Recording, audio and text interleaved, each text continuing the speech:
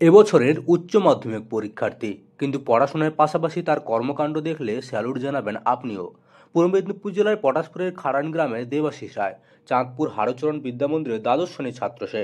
এবছর উচ্চ মাধ্যমিক পরীক্ষা দেবে। পরীক্ষার প্রস্তুতি চালিয়ে যাচ্ছে সে, কিন্তু শুধু বই খাতায় ডুবে নেই দেবাশিস। পড়াশোনার পাশাপাশি মানুষের পাশে দাঁড়ানোই তার নেশা। বয়স কম হলেও মানুষের কষ্ট তাকে ভেতর থেকে নাড়া দেয়, তাই সময় পেলেই ছুটে যায় অসহায় মানুষের বাড়ি বাড়ি। আমি ক্লাস 12 পড়াশোনা করি।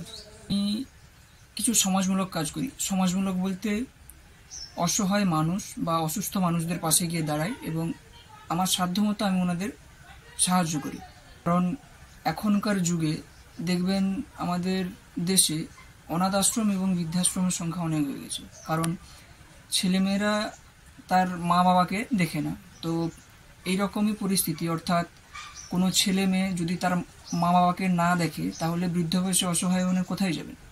তো ওই রকম মানুষের যদি আমি খবর পাই তাহলে ওনার কাছে গিয়ে দাঁড়াই এবং যতটা পারি ওনাকে সাহায্য করে আসি। শুরুটা হয় খুব ছোট্ট একটা উদ্যোগ থেকে। বাবা পেশায় সবজি বিক্রেতা। এলাকায় কয়েকজন বৃদ্ধা ও বৃদ্ধকে দেখে তার খারাপ লাগতো। কারো রান্না করার শক্তি নেই, কারো আবার বাজারে যাওয়ার মতো মানুষ নেই। দেবাশী সিদ্ধান্ত নেয় নিজের মতো করে কিছু করবে। বাবার বাজার থেকে ফিরে আসা বাড়তি সবজি নিয়ে গিয়ে পৌঁছে দেয় তাদের কাছে। প্রথমে ভয় ছিল, কে কেমন নেবে তা বুঝতে পারছিল না, কিন্তু বৃদ্ধাদের হাসি মুখ দেখে সাহস বাড়ে তার।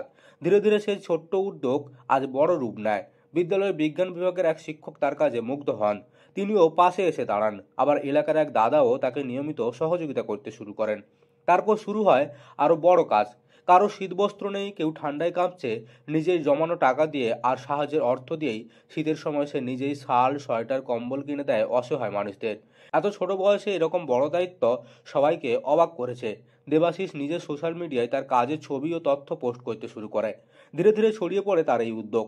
বন্ধুদের মধ্যেও প্রশংসা বাড়তে থাকে। অনেকেই এগিয়ে এসে তাকে সাহায্যের হাত বাড়িয়ে দেয়। কেউ টাকা দেয়, আবার কেউ সবজি বা চাল দিয়ে সাহায্য করে। এখন বন্ধুরা মিলে একসঙ্গে পৌঁছে যায় তারা। এখন দেবাশিস দিনরাত পরীক্ষার প্রস্তুতির পাশাপাশি নিয়ম করে সামাজিক কাজও করে। নিয়ম করে সে চাল, ডাল, সবজি নিয়ে বেরিয়ে পড়ে। আজকে এই তরুণ সমাজ যেখানে অনেকেই মোবাইলে আসক্ত, সেখানে দেবাশিসের এই মানবিক উদ্যোগ সত্যিই অনুপ্রেরণার। বিদ্যালয়ের শিক্ষক শিক্ষিকারাও তাকে উৎসাহিত করে। এলাকার মানুষও তার প্রশংসায় পঞ্চমুখ। অনেকে বলে, এই বয়সে এমন মানসিকতা বিরল। সত্যি দেবাশিস রায় এখন উপকূলীয় এলাকার সাধারণ ছেলেদের কাছে এক অনুপ্রেরণা। ভবিষ্যতে কি হবে তার সময় বলবে, তবে এখনই তার এই মানবিক পথ চলা সমাজের কাছে নতুন বার্তা ছড়াচ্ছে। পূর্ব মেদিনীপুরের পটাশপুর থেকে মদন মাইতির রিপোর্ট, লোকাল 18 বাংলা।